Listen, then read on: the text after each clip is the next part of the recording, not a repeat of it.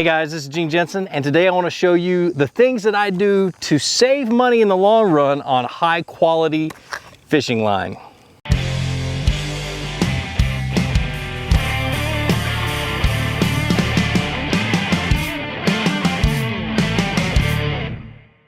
All right, so I've found out over the years through trial and a whole lot of error that braided line and fluorocarbon line, you pretty much get what you pay for. So I've been trying to come up with things to do, things over the years to be able to save money and still be able to use the best quality line out there, especially since, you know, every fish counts for me. The first thing is my main line. I am switching most of my reels to braided line and putting on a fluorocarbon leader.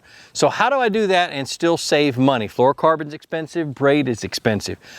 First of all, I buy really good quality braid. This is a Seaguar Smackdown.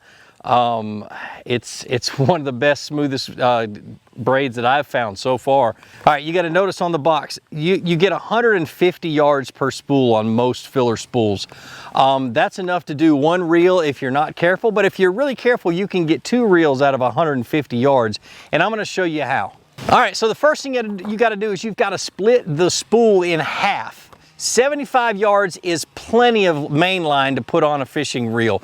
You very seldom cast further than 60 yards, and you're bass fishing. You're not tarpon fishing. You're not fishing out in the saltwater. So the likelihood of a bass or any fish in a freshwater lake to take out that much line is almost impossible. So just to save money, split this line in half. It's 150 yards, so I want to get 75 yards out of it.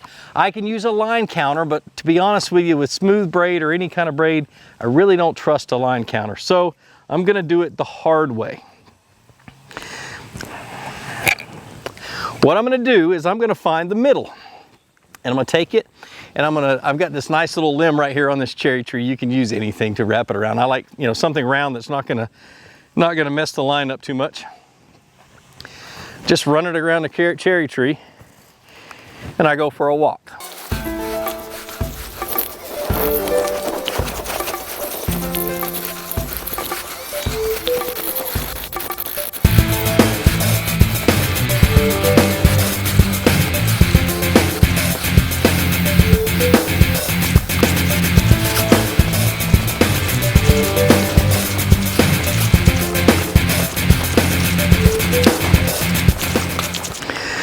All right, so now what I do is I've got my center point right there on that stick.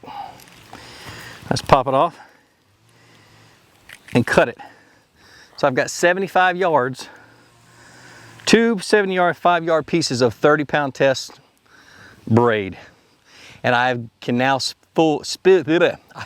fill 2 spools. So I'm gonna get that set up, show you how I do it. A couple of warnings before you totally jump into this.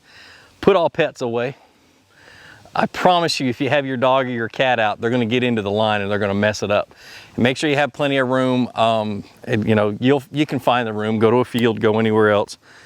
Just go find you a 75-yard stretch of something you can run it on.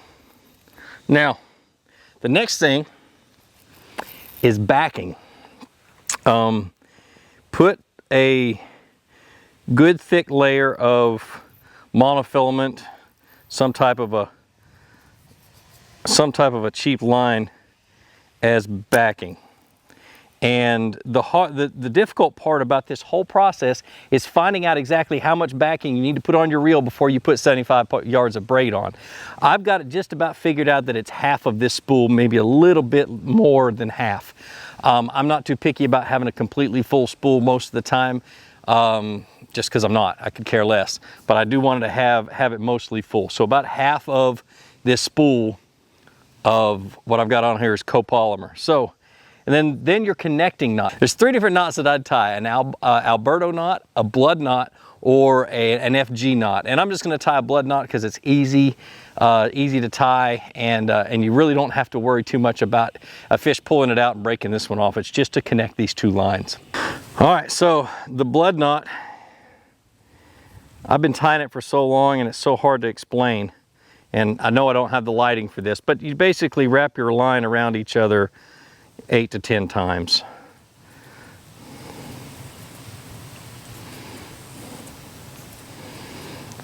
And to be honest with you, I would go with the Alberto knot or Albright, and then the FG knot between the two. But you just take and wrap your line around, find the center point. It's so hard to do, and I'm not going to try to make a video about knot tying today. But anyway.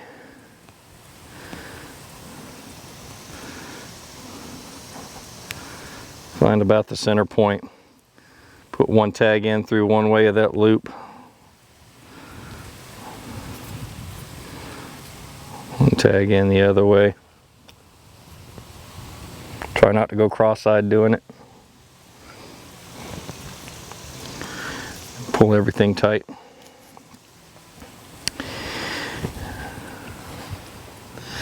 Find my nippers, because I always put them in the opposite pocket, or not a pocket at all.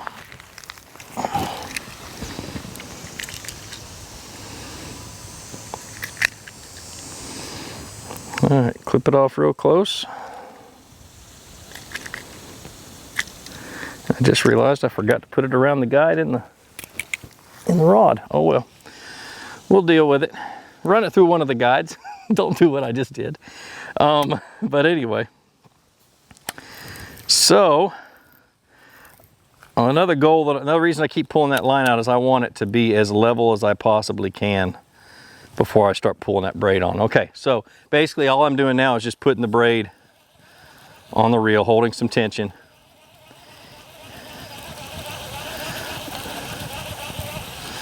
And because I don't have it through that front guide, I'm just kind of guiding it, trying to get it level. It's not so important that it's super level, just get it close. And most good high quality reels like this Concept A do it just fine.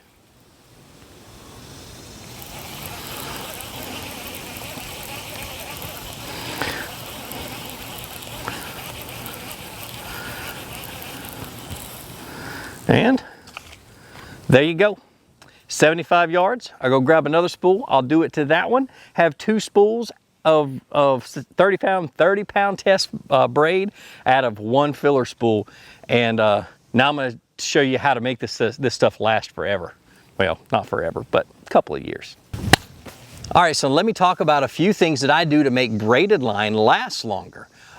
First of all, I use a fluorocarbon leader. And that brings up a lot of questions about fluorocarbon and how to make it, how to make it last a long time. But let's first of all talk about why I use a leader on my braided line. Number one, clear water. I'm really kind of worried about the fish I worry about the fish being able to see the line if it's really clear water, if I'm fishing high visibility, any kind of situation that's high visibility, or fishing slow on the bottom. A fluorocarbon leader for my jigs and for anything that I'm just dragging or bringing through grass or whatever else, trying to get that feeding bite and not so much a reaction bite.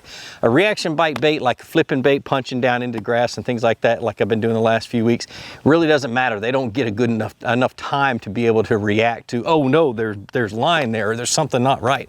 It comes down, drops in front of their face, and they bite it. So a fluorocarbon leader, I tie it with an FG knot. The FG knot is the reason why I have confidence in a fluorocarbon leader now. In the past, I've had horrible problems with other knots failing on me. So the FG knot has really worked well with me. Now with the Smackdown braid, it's a smooth braid, and when you tie that FG knot, I'm going to leave a link in the description on how to tie it. When you tie that FG knot with any kind of smooth braid, you've got to add more wraps. In the video, I say 20 wraps. When you're using a smooth braid, 30 or 35 wraps to get it to not slip out, because it is a smooth braid and it's it doesn't have a lot of what I call teeth to grab hold of that fluorocarbon leader. Anyway, so that works for me. With the fluorocarbon, to make the fluorocarbon last longer, main reason is a leader. Instead of using all of your main line as fluorocarbon and only really getting use out of maybe 20% of that line, maybe, you just wasted a whole lot of money on that fluorocarbon line.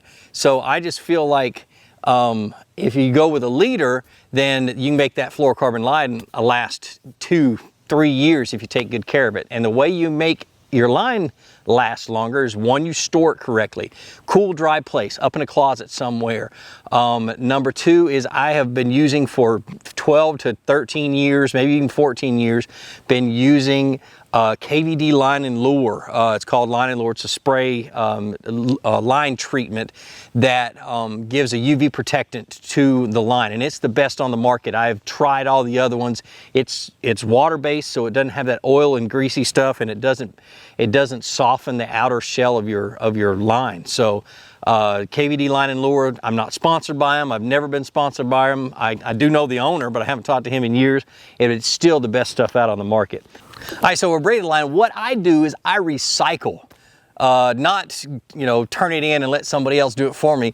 What I do is after a braided line, like, you know, 50% of the braided line is worn out from using it for 1.5 to 2 years, I will take another reel, put backing on that other reel that I'm going to put the braided line on, and just simply tie the braided line to that reel and reel it onto that reel. And that exposes the good end or the unused end of that braided line onto that other reel, and you can get another 1 to 1.5 years of use out of that 75 yards of braided line. So you just made braided line last twice as long as it normally would. Pretty cool trick. I've been doing it for a long time, and it works on spinning reels and bait casters. All right, so I just wanted to let you guys know the different things that I do to save money on high quality line. Yes, the investment up front is going to be, you know, probably more than you really want to spend, but in the long run, you're going to spend less money on some of the best line on the market, and you're going to get the most out of it. So I hope you learned something from this video. I hope it didn't sound so promotional, because it wasn't meant to be. I just wanted to show you what I use and how I use it. Be sure to check out my Fishing Shirt of the Month Club. I wanted to give a real quick shout out to one of the guys that taught me the most about cleaning a reel, and that's Jim LaDuca, Tackle Junkie 81. I'm gonna leave a link to his YouTube channel down in the description. I owe him that.